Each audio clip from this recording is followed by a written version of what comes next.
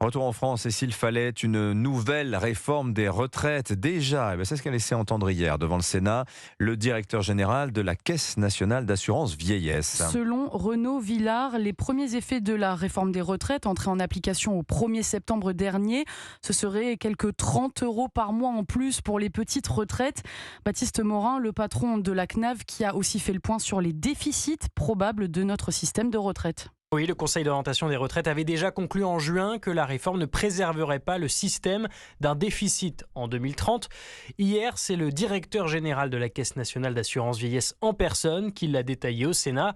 Le déficit atteindra encore 10 milliards d'euros en 2030. Le 10 milliards peut surprendre. N'oubliez pas en revanche que la loi de financement rectificative ne prévoyait pas de remettre à l'équilibre le régime général, mais l'ensemble des régimes de retraite de base et complémentaires. Et vous savez que ce sujet a pu susciter quelques controverses. Pire, l'après 2030, le déficit se creusera encore un peu plus.